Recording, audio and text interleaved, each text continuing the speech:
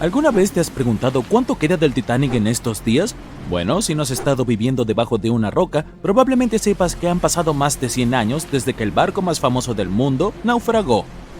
El RMS Titanic, el transatlántico más grande del mundo de principios del siglo XX, se hundió después de su viaje inaugural solo unos días después de zarpar del puerto. El barco chocó contra un iceberg el 14 de abril de 1912, llevándose a más de 1.500 pasajeros de los más de 2.200 que estaban a bordo del transatlántico. Por impactante que parezca, el Titanic tardó más de 3 años en construirse y solo 3 horas en hundirse. Hoy en día, la construcción del barco habría costado más de $210 millones. Fue visto por última vez en la superficie del Atlántico a las 2:20 de la madrugada, y durante muchas décadas nadie más lo volvió a ver. No fue hasta 1985 cuando el oceanógrafo Robert Ballard descubrió el paradero del barco, y algunas partes del Titanic volvieron a ser visibles. Uno de los primeros descubrimientos realizados por la expedición de Ballard fue que el barco se partió por la mitad antes de hundirse. Las primeras misiones exploratorias al fondo del océano, donde ahora se encuentra el Titanic, solo podían ver el casco y la cubierta del barco. Según Ballard, el objetivo principal de esta misión era comprender cómo evitar que las ruinas se deterioraran. Otro objetivo era recuperar la ingente cantidad de objetos personales esparcidos por el fondo marino. El explorador dijo más tarde que la vista allí abajo era tan impactante como conmovedora. En el campo de escombros que había alrededor del naufragio, el oceanógrafo descubrió muchos objetos pequeños y artículos personales, y llevó unos cuantos a la superficie. Había zapatos, algunos más elegantes que otros, piezas de ropa que pertenecieron a la tripulación, y también estaban las enormes hélices. Si en la superficie resplandecían y brillaban, en el fondo del océano estaban incrustados en la arena y cubiertos por ella. Ballard señaló que el área donde se esparcieron los utensilios de cocina medía más de 1,6 kilómetros de largo. Había suficientes platos, ollas y sartenes para llenar toda una cocina industrial. Por primera vez, la secuencia de animación en 3D revelan imágenes emocionantes. Las simulaciones muestran la evolución del Titanic desde que zarpó en 1912 hasta el estado actual de sus ruinas. Pero las simulaciones no fueron suficientes para el explorador de aguas profundas James Cameron, quien imaginó viajar al corazón del naufragio por primera vez en la historia del barco. Sí, el mismísimo James Cameron, que resulta ser el director de la famosa película sobre el transatlántico. Ya ha buceado 33 veces para visitar los restos del Titanic. Aquí tenemos algunas curiosidades divertidas para ti. El director dice que su verdadera pasión siempre ha sido el océano, y que desde niño quería estudiar el mar.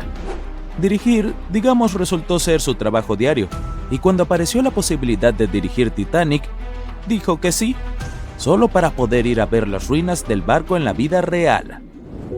Ahora volvamos al naufragio. Según James Cameron, no fue suficiente que los investigadores accedieran solo al exterior del barco. Necesitaban entrar, analizar y fotografiar lo que quedaba de los pomposos interiores del otrora transatlántico más grande del mundo. Cameron pilotó un innovador vehículo robot equipado con cámaras. Ayudó a revelar espacios en el Titanic que nadie había visto antes desde que el barco tocó fondo. Los baños turcos, por ejemplo, aún tenían sus paredes de azulejos en pie, casi en su totalidad. Estos baños eran exclusivamente para los pasajeros de primera clase. Estaban situados juntos a la piscina y el comedor de tercera clase y fueron diseñados en el estilo morisco. Las personas que descansaban allí solían tener mantas y pedían a los meseros lo que necesitaran. Si las imágenes antes del desastre eran asombrosas, ahora tienen una arista diferente cuando todo lo que ves en ella está oculto debajo de la superficie del agua. Otro descubrimiento impactante fue el mástil del barco. Si miramos el Titanic, en su gloria previa al hundimiento, el mástil llamaba mucho la atención. Situado en la proa del enorme barco, el mástil mantenía unidos los cables de transmisión del sistema Marconi, un sistema de telegrafía inalámbrica. Allí también se encontraba la bandera mercante británica que ondeaba en el Titanic. El mástil estaba a una altura de un poco más de 30 metros y estaba equipado con un nido de cuervo. Hoy en día, el mástil está irreconocible. Invadido por la corrosión, se derrumbó. El nido del cuervo también se rompió. Ahora podemos ver por qué el Titanic de hoy en día es un verdadero tesoro para los exploradores. Pero como los restos del barco se encuentran a una profundidad aproximada de 3.800 metros, la luz del sol es inexistente allí. Por lo tanto, las misiones pilotadas dependen de equipos tecnológicos de alta gama para inspeccionar el área. ¿Por qué crees que el Titanic desapareció de la vida del público durante más de 70 años? Bueno, porque en ese momento la tecnología no era lo suficientemente avanzada como para que la gente bajara allí y trajera buenas imágenes del naufragio. Los cineastas fueron los que impulsaron esta tecnología al intentar filmar bajo el agua. Comenzaron construyendo cajas para poner sus cámaras dentro y ahora la fotografía de aguas profundas es muy avanzada y nos permite disfrutar de las maravillas de la vida submarina. Por supuesto, tomar fotografías bajo el mar no es tarea fácil. Por un lado, para soportar esa increíble presión, los submarinos deben ser realmente fuertes y tener paredes gruesas, de no menos de 28 centímetros. Además, los exploradores deben saber cómo filmar y fotografiar cuando casi no hay luz. Había otra cosa que hizo que documentar el Titanic fuera aún más difícil. Cuando los científicos encontraron el barco, estaba cubierto de bacterias de color rojo que dificultaban aún más tomar buenas fotografías. Da la casualidad de que el color rojo no se refleja bien bajo el agua, lo que es muy lamentable para los fotógrafos. Por esta razón, los vehículos operados por humanos que bajan a recorrer las ruinas están equipados con potentes dispositivos de iluminación. Cuando ves algunas partes del barco desde lejos, parece como si hubiera cera de color marrón rojizo goteando sobre las ruinas del Titanic.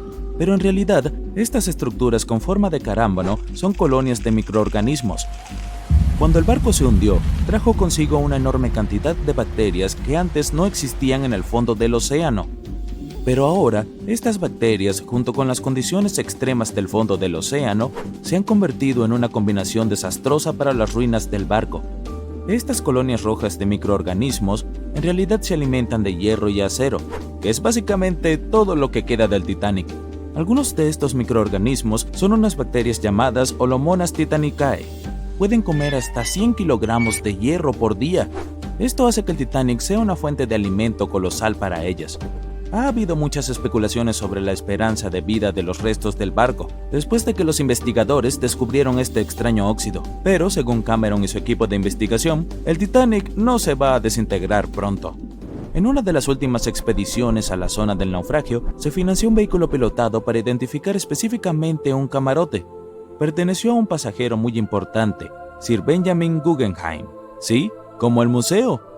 Guggenheim era hijo de un magnate de la minería y miembro del grupo de élite que abordó el viaje transatlántico del Titanic. Nacido en Filadelfia, Guggenheim viajaba de regreso a Estados Unidos, pero como todos sabemos, nunca llegó a su destino. Con un precio que oscilaba entre 400 y 800 libras en 1912, que es el equivalente a 84,000 libras hoy en día, se podía reservar un alojamiento que se llamaba camarote.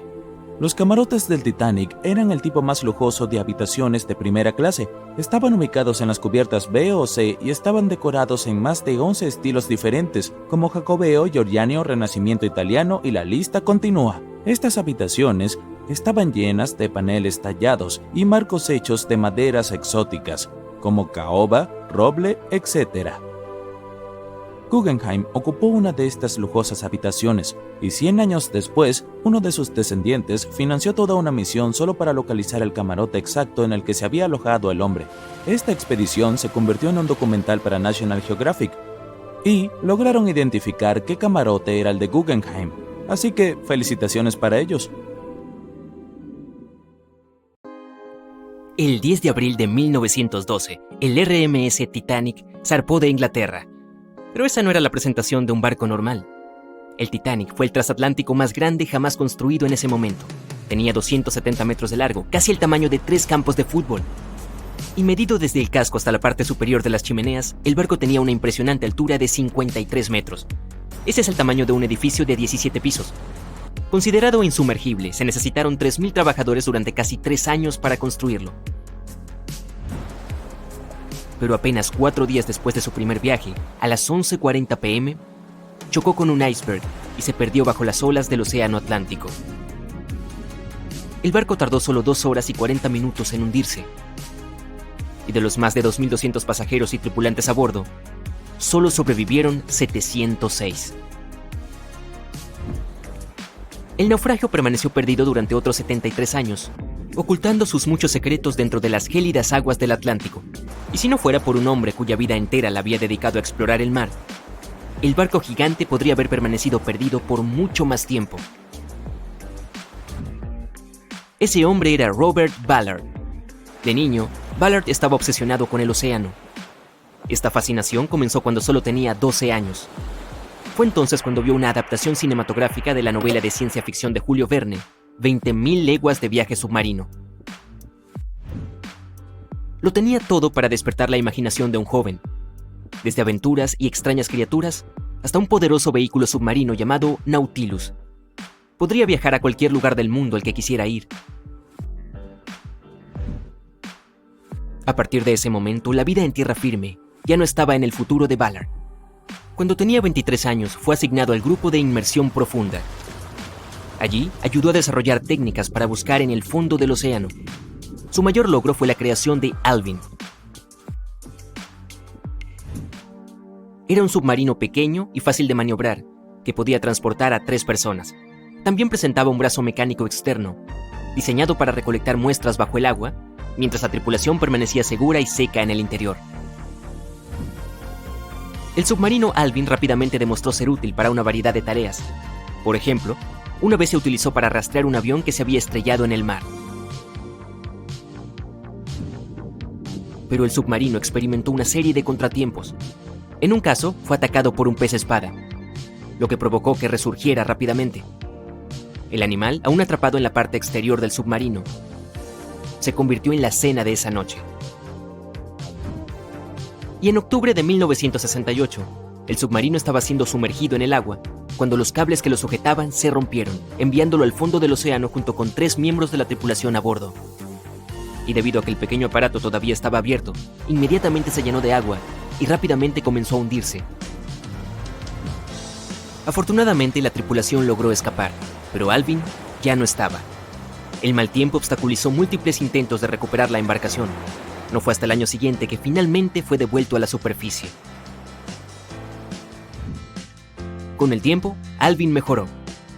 Su casco fue fortalecido con titanio, lo que le dio una calificación de profundidad más alta, haciéndolo aún más adecuado para la exploración oceánica. El submarino especializado sería útil en muchas de las más de 100 expediciones de Ballard. El hombre fue uno de los primeros en explorar una cadena montañosa submarina, llamada Meseta Mesoatlántica en el Océano Atlántico. Cuando encontró respiraderos térmicos en el Rift de Galápagos a finales de los años 70, ayudó a descubrir y documentar el proceso de quimiosíntesis.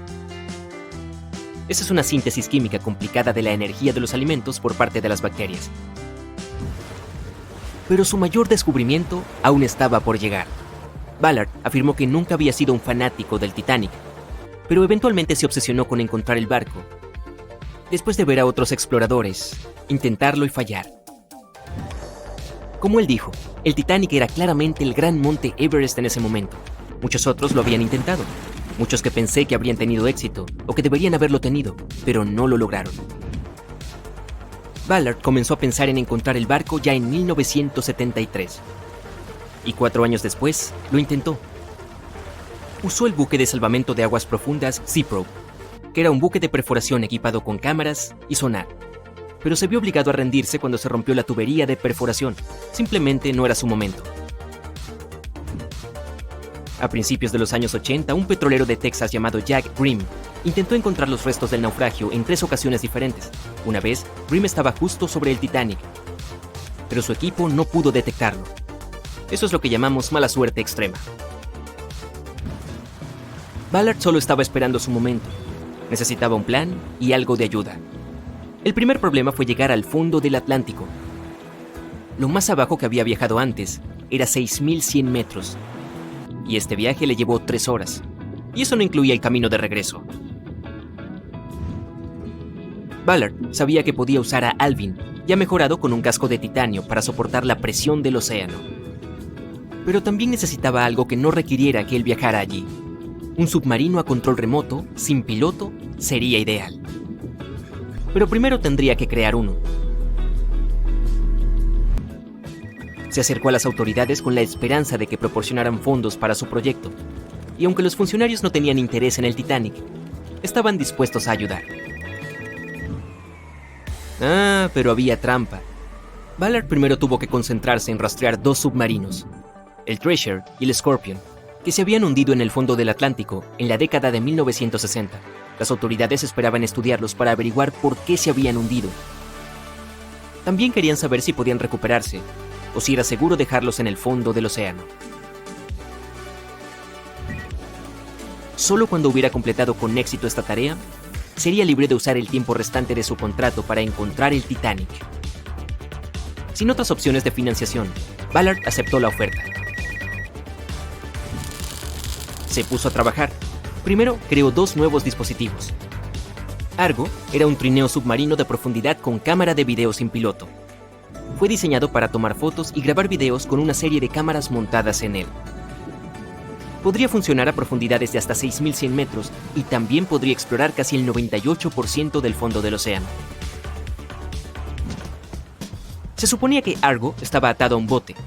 A medida que el bote se movía, Argo sería arrastrado detrás, flotando justo sobre el fondo del océano. La cámara luego transmitiría imágenes a la superficie. El segundo dispositivo era un pequeño vehículo robótico llamado Jason Jr.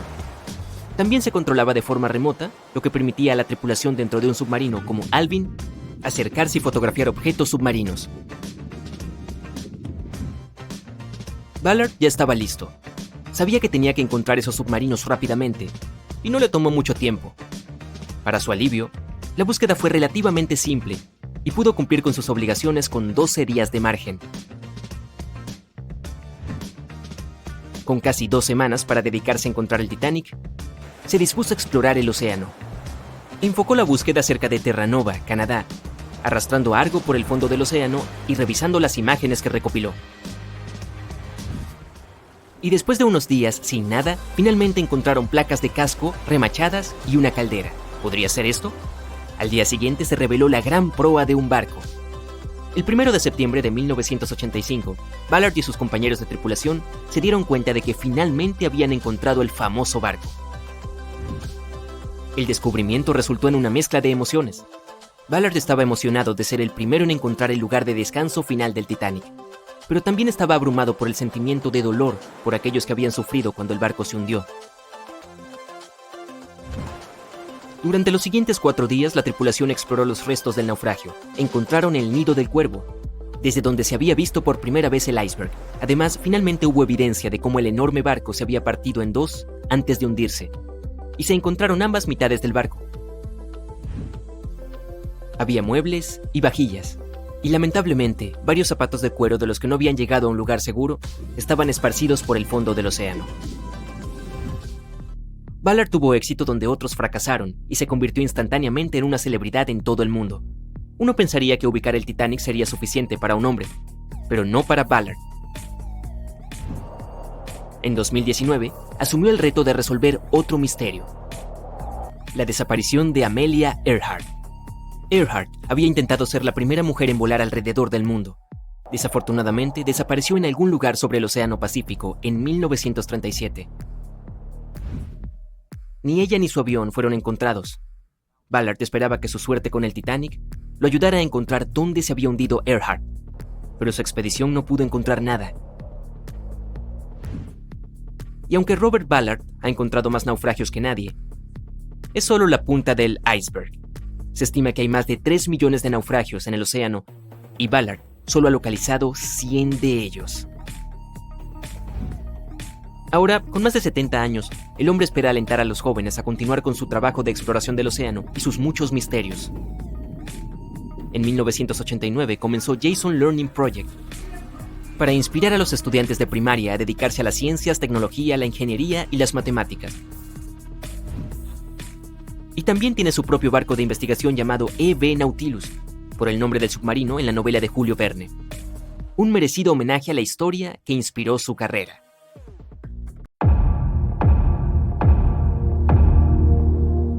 El famoso Titanic no llevaba binoculares la noche que más se necesitaban. Los vigías estaban ciegos, indefensos y condenados. Y el barco se hundió, llevándose a cientos de vidas, ¿no? Pues es solo uno de tantos mitos en todo un océano de verdades a medias, rumores y relatos dramatizados en los que el Titanic sigue navegando. Sí había binoculares a bordo. El problema real era el acceso. Estaban bajo llave en un armario del nido de cuervo, el puesto de vigía, pero la llave se perdió. Un tripulante llamado David Blair, que debía zarpar en el Titanic, fue reasignado a otro barco a última hora. Se le olvidó dejar la llave. La llave que, literalmente, podía salvar cientos de vidas, estaba en su bolsillo, lejos, mientras el Titanic se hundía. Pero nunca sabremos qué habría pasado si hubiera estado ahí. Esa noche el cielo estaba despejado, pero no había luna que iluminara, y tampoco viento. Así que el mar estaba como espejo y no había ondas, las señales habituales de icebergs cerca. Luego está la idea de que el Titanic cruzaba el Atlántico a toda prisa para romper un récord de velocidad, pero los historiadores no están de acuerdo. La tripulación sabía que había hielo por la zona, pero en lugar de reducir, siguieron a unos 22 nudos. Eso es solo un par de nudos por debajo de su velocidad máxima, pero el Titanic no iba al límite. Muchos de sus hornos ni siquiera estaban avivados a tope.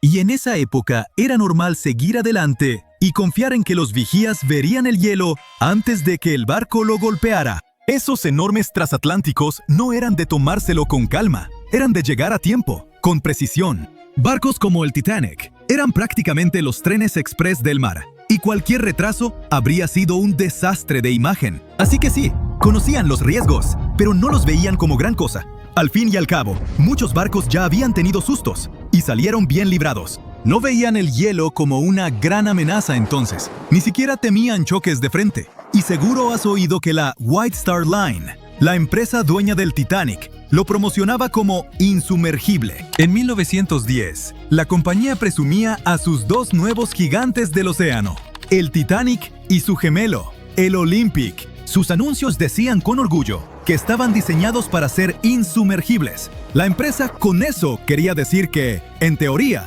el diseño debía mantenerlos a flote. Más tarde, hasta tuvieron que aclarar que nunca prometieron que los barcos fueran realmente insumergibles. Para 1911, antes de que el Titanic tocara el agua, las revistas ya se habían desbocado con la idea. Los articulistas la llamaban prácticamente insumergible, señalando sus flamantes compartimentos estancos como prueba.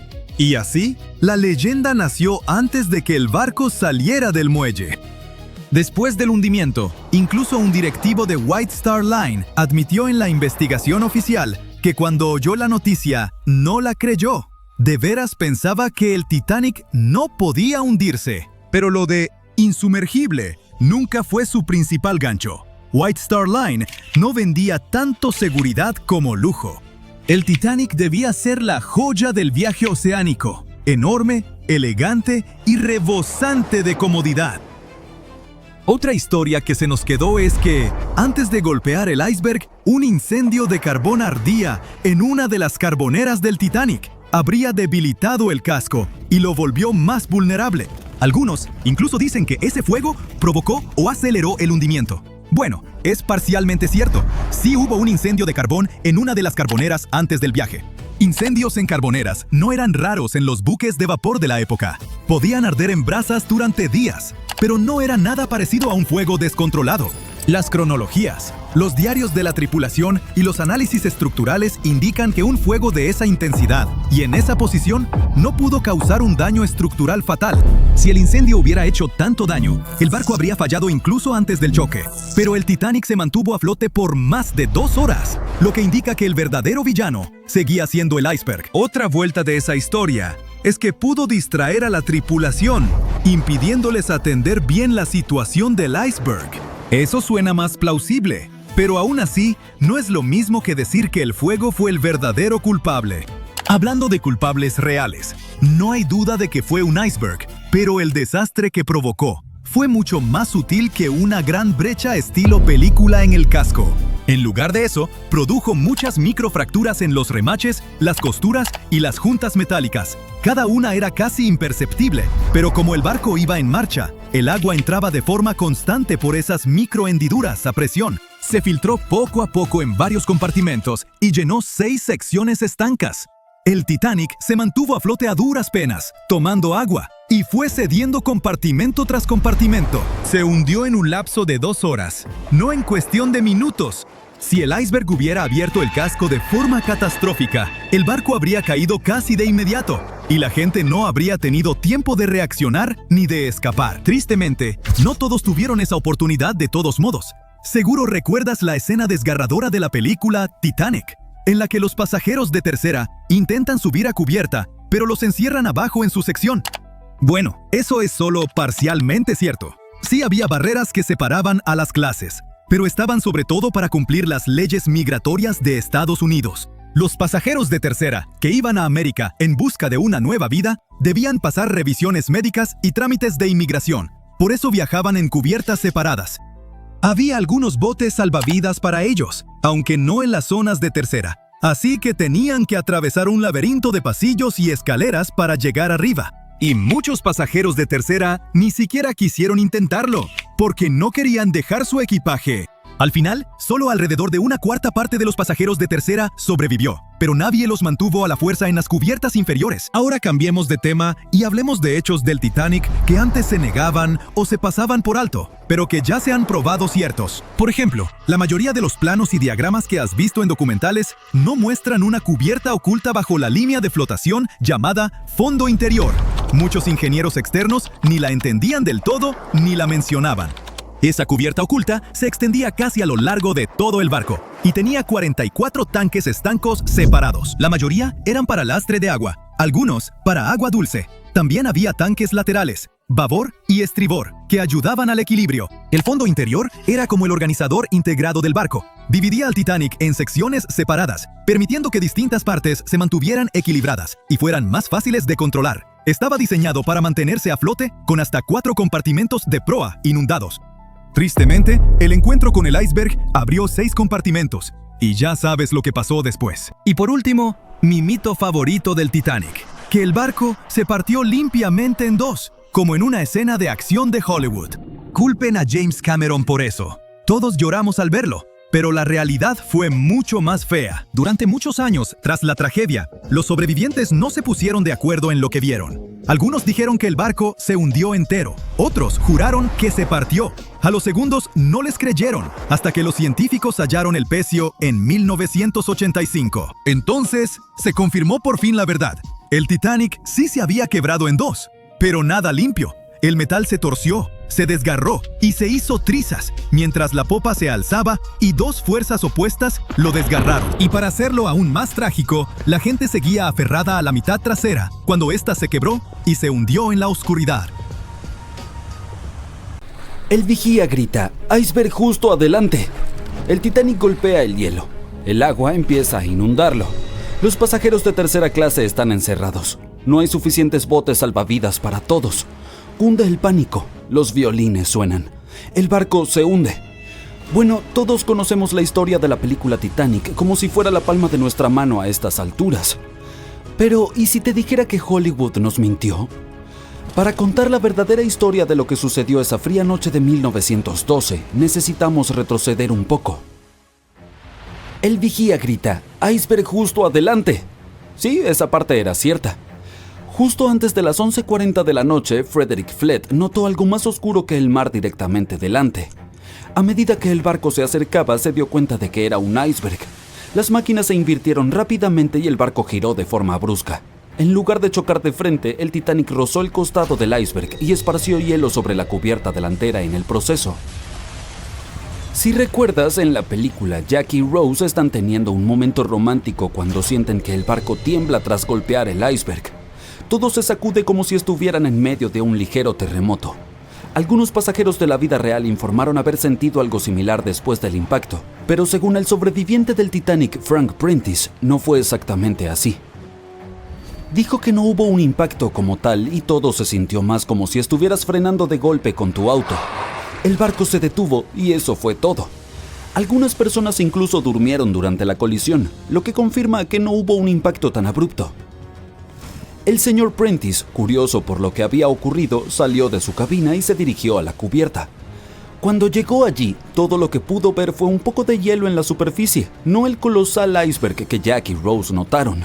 Sin embargo, como todos sabemos ahora, el verdadero daño ocurrió por debajo de la línea de flotación, donde el iceberg tenía una esquirla dentada que abrió una grieta de 91 metros en el casco del Titanic. Una vez que la tripulación se dio cuenta de la gravedad del daño, comenzaron de inmediato a enviar llamadas de auxilio a los barcos cercanos para pedir ayuda. En algún punto de la película, el operador de radio va al capitán y le dice que solo hay un barco cerca, el RMS Carpathia, que más tarde termina rescatando a muchos pasajeros. Pero en la vida real había más barcos alrededor. Se cree que el SS Californian estuvo a solo unos 37 kilómetros de distancia. Este podría haber visto efectivamente al Titanic hundirse o al menos haber visto sus cohetes estallar alto en el cielo. Sin embargo, por razones que nunca comprenderemos del todo, su personal no intentó ayudar. Regresemos a la historia. Ahora la gente necesita desembarcar el barco. A las 12:45 el bote salvavidas número 7 fue el primero en ser descendido. Al igual que en la película, se les dijo a las mujeres y los niños que se subieran primero. Pero en realidad algunas mujeres dudaron e incluso se negaron a entrar en los botes salvavidas. El señor Prentice dijo que esto sucedió principalmente por dos razones. Primero, estos botes salvavidas estaban a gran altura y los pasajeros estaban aterrorizados por la caída de 21 metros desde la cubierta hasta el océano.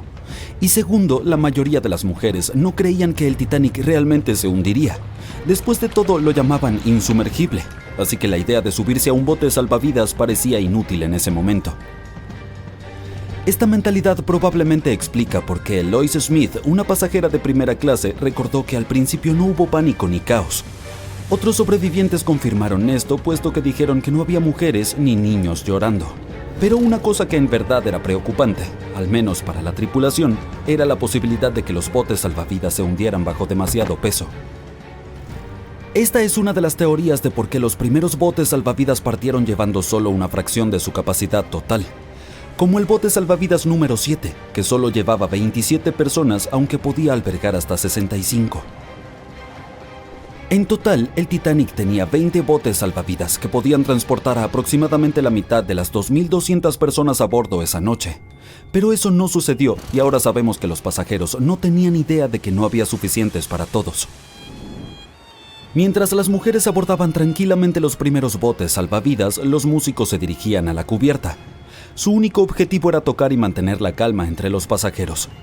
Eso es un hecho bastante conocido, pero la verdadera historia es que algunos sobrevivientes dijeron que nunca vieron ni escucharon a la banda, ni a ningún violinista.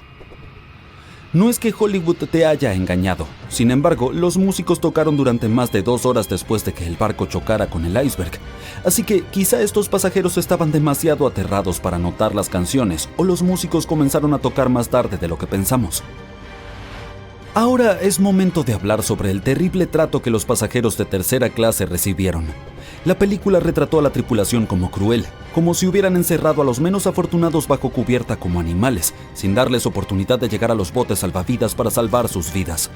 Pero la investigación oficial del desastre sugirió que eso no era cierto.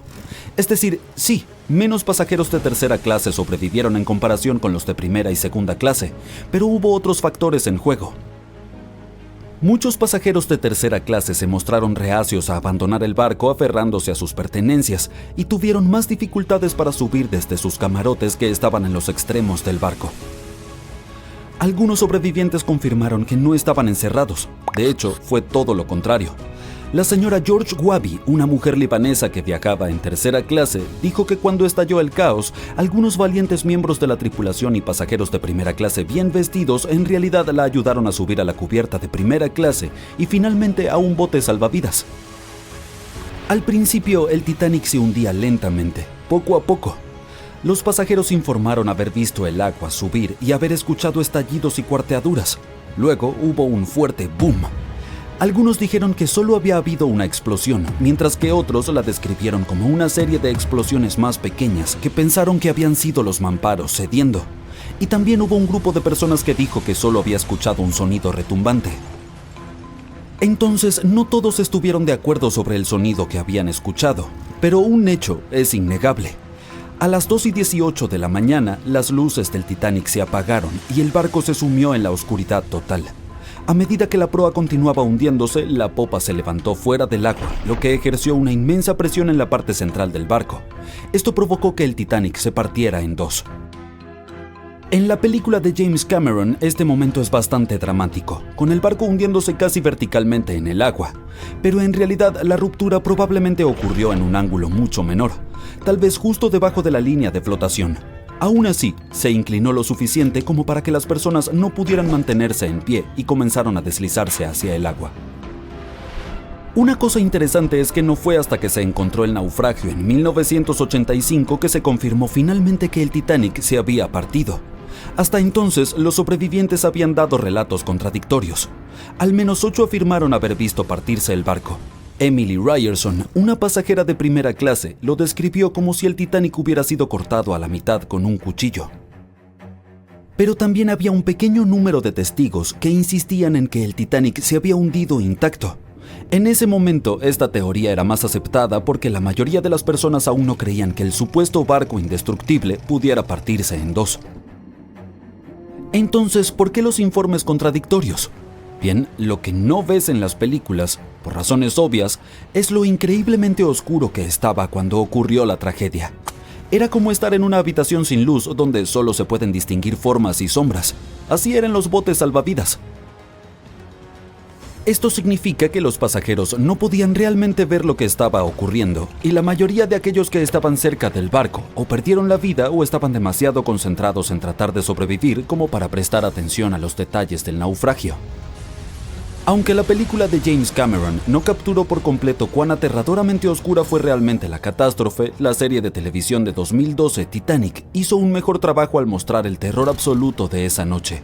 Aún así, la realidad fue mucho más oscura y atemorizante de lo que cualquiera de estas dos producciones pudo retratar.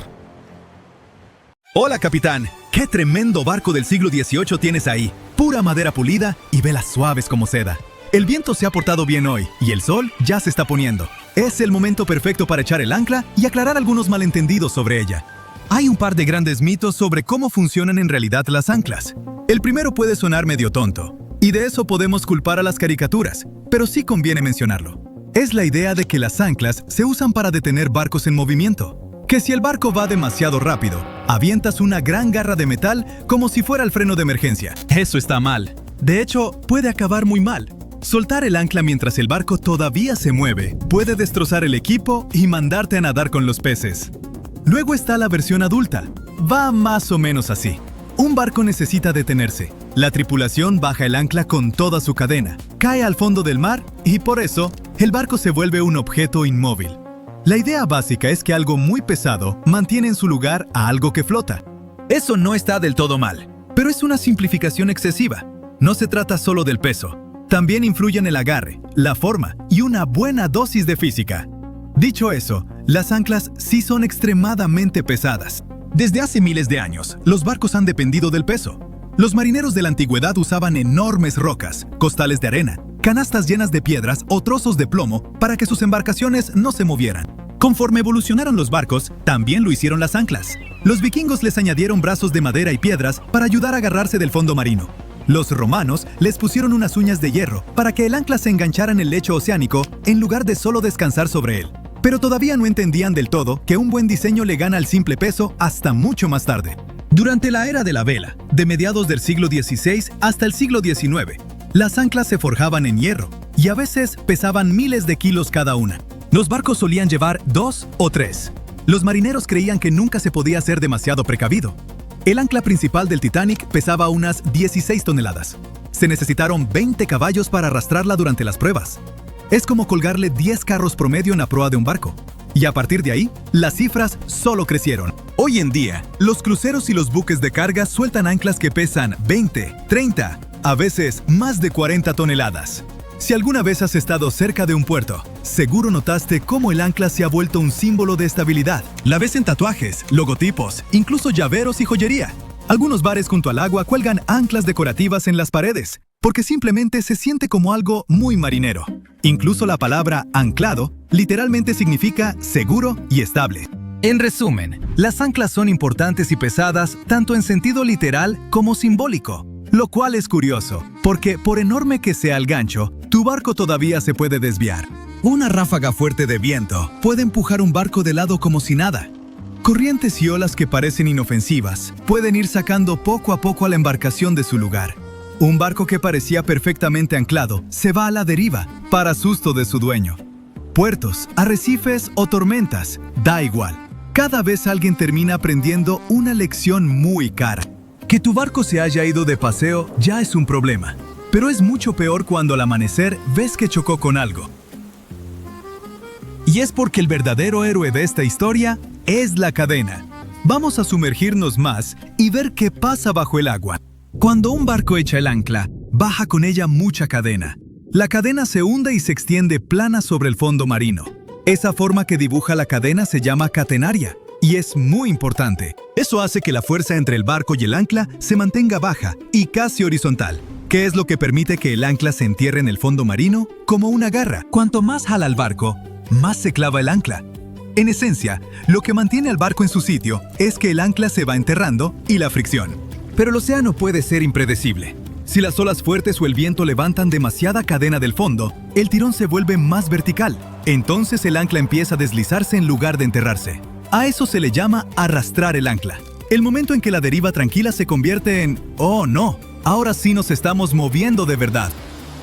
El tipo de fondo marino también importa. Por ejemplo, el lodo ofrece un agarre perfecto, mientras que un fondo rocoso y lleno de algas puede hacer que el ancla se deslice como un niño en un lago congelado. La profundidad también es clave. Cuanto más hondo está el agua, más cadena necesitas tendida alrededor del ancla. Por ejemplo, si el fondo del mar está a solo unos 9 metros, quizá necesites alrededor de 50 metros de cadena pesada. Sin esa cadena larga tendida en el fondo, la física deja de funcionar. Ese enorme pedazo de metal no va a hacer lo que necesitas que haga: impedir que tu barco se te escape. No todas las anclas son iguales. Si te asomas a una marina o a un astillero, vas a ver un montón de diseños diferentes. Algunas tienen forma de arado. Esas son buenísimas para arena y lodo, porque se entierran más cuando el barco jala. Otras parecen enormes dardos de jardín volando. Son más ligeras, pero se enganchan rápido. Luego está el tipo hongo, que es básicamente un gran cuenco redondo pensado para fondeos de largo plazo. Puede que no se vea muy impresionante, pero una vez enterrada, se queda perfectamente fija. Es como escoger los zapatos correctos. No usarías chanclas para caminar en un sendero de montaña. Incluso el número de anclas importa. Usar 2 al mismo tiempo puede evitar que el barco gire en círculos si el viento cambia de dirección. Pero ni eso basta. Así que los barcos modernos hacen un poco de trampa. Muchos cruceros y barcos de trabajo en alta mar ahora tienen algo llamado sistemas de posicionamiento dinámico. Propulsores muy potentes controlados por computadoras que se ajustan todo el tiempo para mantener el barco en su lugar sin tocar el fondo. Ese es el poder de la tecnología. Casi todos los que tienen un barco tienen su propia historia de terror donde el mar hace una jugarreta y arruina el día. Te duermes pensando que todo está perfecto y el océano, en silencio, decide que no. Por ejemplo, hace no mucho, la tripulación de un velero fondeado frente a la costa de Escocia pensó que tenía asegurada una noche tranquila. De pronto, su medidor de profundidad bajó de más de 5 metros a menos de 3. El ancla se había arrastrado. Se enredó en algas marinas, volvió a soltarse y todo el barco empezó a deslizarse directo hacia las rocas, como carrito de supermercado con ruedas descompuestas. Corrieron a subir la cadena y arrancar motores, librándose por poco de tener que hacer una llamada muy vergonzosa a los servicios de rescate. Los barcos grandes también se meten en problemas. Durante las tormentas, los buques de carga a veces arrastran el ancla y terminan varados o estrellados contra muelles y escolleras. Todo ese acero, diseño moderno y tecnología, de la que podemos sentirnos orgullosos, se viene abajo por un mal ángulo, demasiado viento y, básicamente, mala suerte. Y hablando de suerte, ¿qué hay de los hallazgos accidentales? Cuando un capitán echa el ancla, esta se arrastra un poco antes de enterrarse por completo en el fondo marino. Durante ese breve deslizamiento, las uñas metálicas del ancla actúan como garras, raspando el fondo. Como una máquina de garra bajo el agua, jugada con los ojos vendados. Las anclas han sacado toda clase de tesoros perdidos. Barcos pesqueros han sacado cañones que llevaban dormidos en el fondo del mar desde la época de los piratas. Barcos de investigación han enganchado por accidente cables de internet submarinos y provocado llamadas muy molestas en tierra. Tal vez no lo sabías, pero la mayor parte de internet en el mundo no viaja por satélites. Va por cables de fibra óptica larguísimos, tendidos sobre el fondo del océano. Otro equipo encontró por accidente un naufragio de época romana. Fue el ancla de un barco de arrastre frente a la costa de Sicilia. Y a veces solo sale pura basura empapada. Pero bueno, por lo menos estás limpiando el océano. Así que ahí lo tienes. Las anclas no son frenos de emergencia, ni vuelven tu barco completamente inmóvil. Lo que cuenta es la cadena, el fondo marino, el ángulo del tirón, entender la física y tener un poco de suerte. Hay muchísimo ingenio detrás de la navegación. Pues bien, capitán, hasta aquí nuestra historia. Es hora de elevar el ancla y ver si enganchamos algún tesoro del que valga la pena presumir. Era el 31 de diciembre de 1812. En el silencio de la noche, un barco llamado Patriot zarpó sigilosamente del puerto de Georgetown, en Carolina del Sur, llevando a bordo a una de las mujeres más bellas de Estados Unidos. La primera dama de Carolina del Sur, Theodosia Burr Alston, era hija del infame Aaron Burr, ex vicepresidente y el hombre que había acabado con Alexander Hamilton en un duelo. Theodosia se dirigía a Nueva York para reunirse con su padre, pero después de ese día, nadie volvió a verla. Theodosia era brillante, una de las mujeres mejor educadas de Estados Unidos en su época. Aaron Burr la adoraba y se aseguró de que recibiera una educación que rivalizara con la mejor que se ofrecía a los hombres. En un mundo donde casi nunca se les daban esas oportunidades a las mujeres, ella era como una joya excepcional. Hablaba varios idiomas, incluidos griego y latín. Estudiaba filosofía, dominaba materias como música y aritmética, y podía conversar sin problema con los grandes intelectuales de la época. Llevaba el nombre de su madre, Theodosia Bartow Prevost. Aaron Burr perdió a su amada esposa cuando Theodosia tenía solo 10 años. A partir de entonces, ella asumió el papel de confidente de su padre, acompañándolo en su carrera y, más tarde, en su caída. Tenían una relación muy cercana. Theodosia veía a su padre como su protector y su mejor amigo. Pero entonces estalló el escándalo relacionado con Hamilton. Burr había sido juzgado por traición en 1807. Aunque fue absuelto, las acusaciones dañaron tanto su reputación que tuvo que huir a Europa. Esto dejó devastada a Theodosia. Ella se quedó en Estados Unidos, tratando de mantener unida a su familia. Pero no pasó mucho tiempo antes de que otra tragedia golpeara de nuevo. Su hijo de 10 años murió de malaria, dejándola abatida y muy debilitada físicamente. Ella tenía apenas 29 años entonces. Cuando Burr por fin regresó a Estados Unidos en 1812, le suplicó a Theodosia que fuera a verlo a Nueva York. Ella estaba decidida a volver a ver a su querido padre, sin importar los riesgos. Creía que solo su reencuentro podría darle consuelo. Las cosas no iban nada bien entre Gran Bretaña y Estados Unidos, que hacía relativamente poco se había independizado. Su esposo Joseph Alston, que acababa de convertirse en gobernador de Carolina del Sur, no podía acompañarla. Esto lo preocupaba profundamente. El viaje que tenía por delante prometía ser peligroso. La Marina Británica, que patrullaba la costa, podía detener cualquier embarcación estadounidense. Alston incluso les escribió una carta pidiendo que al Patriot se le garantizara un paso seguro por el Atlántico. Y no era solo la Marina Británica lo que ponía en peligro su travesía. Los mares de invierno eran impredecibles, y las aguas del Atlántico, famosas por ser traicioneras, eran azotadas con frecuencia por tormentas violentas. Mientras tanto, Aaron Burr arregló que su amigo, el doctor Timothy Green, la acompañara en el viaje, con la esperanza de protegerla de cualquier peligro. Así que, a regañadientes, Alston dejó que su esposa partiera a bordo del Patriot, una embarcación rápida y elegante, elegida por su reputación de velocidad y seguridad. Theodosia se despidió y se embarcó en lo que se convertiría en un viaje hacia el olvido. Pasaron los días, luego las semanas. El trayecto debía tomar, como mucho, una semana. Pero no llegaba ninguna noticia de Theodosia ni de la tripulación. A principios de enero, se reportó un fuerte temporal frente al cabo Hatteras. Se decía que una tormenta violenta había dispersado barcos a lo largo de la costa. Alston, cada vez más desesperado, escribió que su estado mental era espantoso.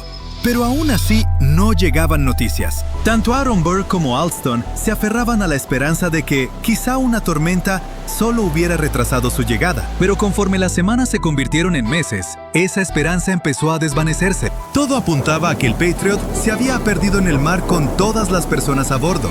Para Joseph Alston y el propio Aaron Burr, la respuesta era trágicamente clara. Ellos creían que el barco había quedado atrapado en una tormenta de invierno y se había hundido, pero otros no estaban tan seguros. Los rumores y las teorías empezaron a multiplicarse y se propagaron en los periódicos y en las tabernas. ¿Pudieron haber sido los piratas?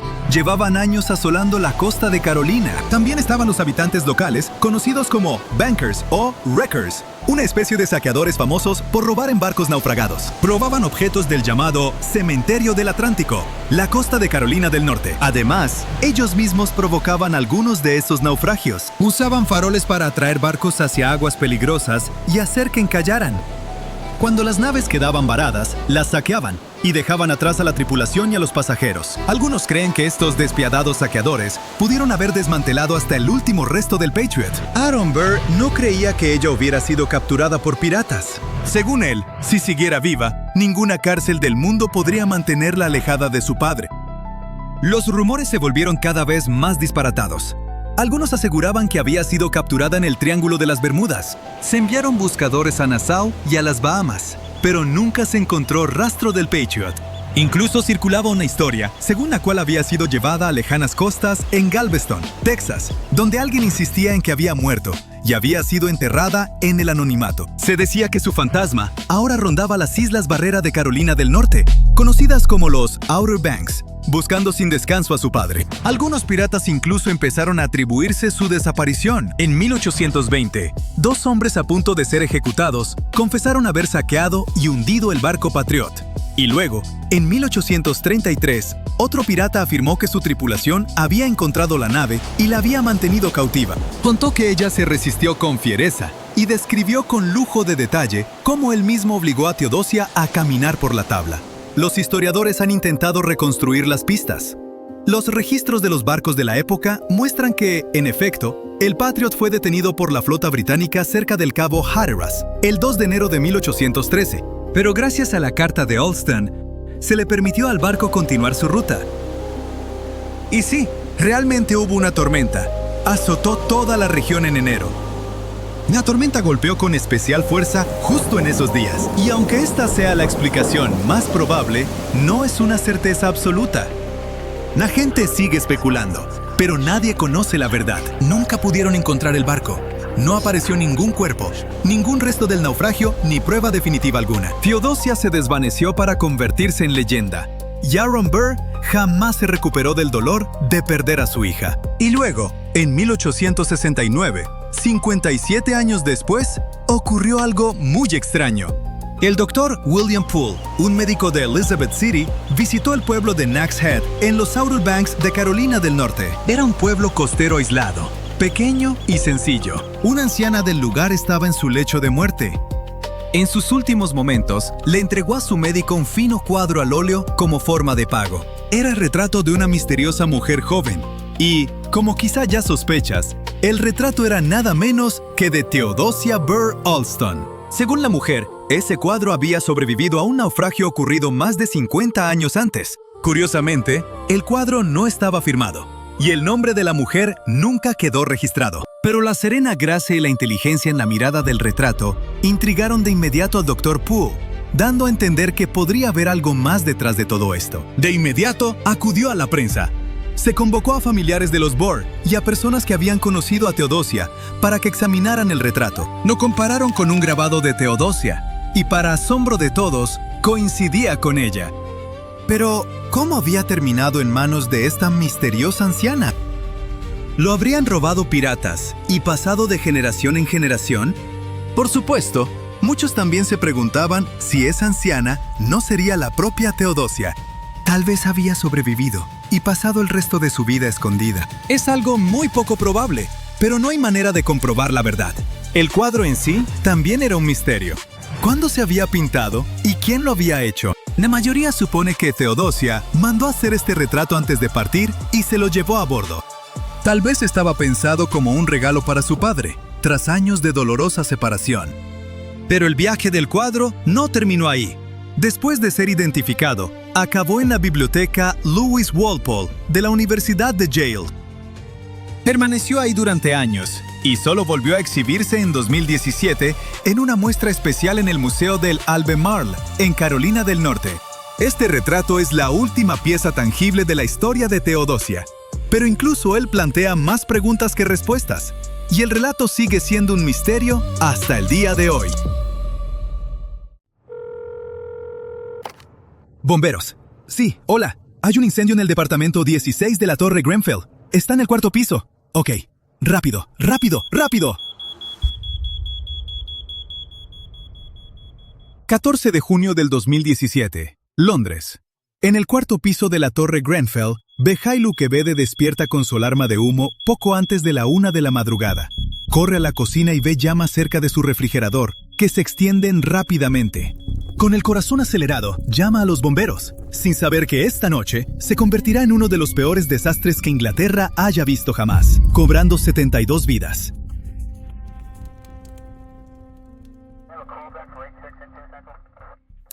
Es la 1:07 de la madrugada. Los primeros bomberos llegan al departamento de Quevede y ven una cortina de fuego que sube hasta el techo de la cocina. Las llamas y gases calientes ya están escapando por la ventana, y ese es el comienzo de una pesadilla furiosa e imparable. Por toda Grenfell, la gente despierta con sirenas y gritos. Cuando abren sus puertas, muchos reciben el golpe de un humo denso y asfixiante. Es difícil respirar. Los bomberos corren por los pasillos tocando puertas, diciéndole a la gente que se quede dentro de sus departamentos. Algunos son movidos a departamentos más seguros donde los vecinos se juntan, asustados, confundidos y esperando el rescate. Las llamas se extienden rápido. Entonces empiezan a llegar mensajes desde afuera, llamadas, mensajes de texto, fotos. Amigos y familiares ven con horror cómo arde la torre. Antonio Roncolado, quien ha vivido en Grenfell por 27 años, está atrapado en su departamento cuando recibe una foto de su hijo mostrando el edificio en llamas. El único pensamiento que le viene a la mente es: estoy en graves problemas. Y como él, muchos residentes empiezan a darse cuenta de que escapar podría ser imposible. Es la 1:58 de la madrugada. Mucha gente ya ha logrado salir de los pisos bajos, pero los bomberos estiman que entre 100 y 200 personas siguen adentro. Están asustados y atrapados. Los niños lloran. Los vecinos pueden escuchar el ruido y los gritos mientras el fuego arde fuera de control. Muchos temen que el edificio pueda colapsar en cualquier momento. A quienes siguen en contacto con la línea de emergencia de Inglaterra, 999, les dicen que se queden adentro, pero algunos ignoran las instrucciones. Con pánico y desesperación, intentan salvarse como sea. Algunas personas tratan de salir por las ventanas usando sábanas que han amarrado juntas. Otros envuelven toallas mojadas en la cabeza y corren desesperadamente hacia las escaleras. Se chocan entre ellos, pasan por encima de los caídos. En su pánico, muchos resbalan en las escaleras, cayendo fuerte y lastimándose. El humo es tan denso que es difícil ver. Les arden los ojos, les pica la garganta y el olor a plástico quemado llena el aire. La gente atrapada en los pisos más altos prende luces desde sus ventanas tratando de llamar la atención de alguien. En el piso 22, Tony Dixon también está atrapado. Le dicen que se quede donde está, pero la situación se está volviendo aterradora. Desesperado, llama a su esposa pidiendo ayuda. Ella le ruega que salga del departamento, que intente lo que sea, pero las últimas palabras que escucha son: "Este es el fin".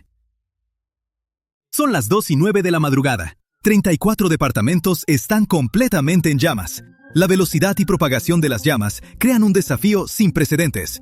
Unos momentos después, los encargados del rescate cambian su consejo. En lugar de decirle a la gente que se quede en sus departamentos, ahora les dicen a todos que salgan, sin importar qué. Muchos entran en pánico y corren lo más rápido que pueden. Así que los bomberos tienen que detener su plan de rescate para ayudar a la gente que ahora abarrota las escaleras al mismo tiempo. Pero eso significa que quienes siguen atrapados dentro de sus departamentos, rodeados de llamas, tienen mucho menos probabilidades de ser rescatados. Por esa hora, Rania Ibrahim, quien vivía en el departamento 203, envía un mensaje desgarrador a un amigo diciendo: "Perdónenme todos.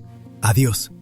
Tristemente, ella es una de muchos que perdieron la vida después de contactar a sus seres queridos por última vez.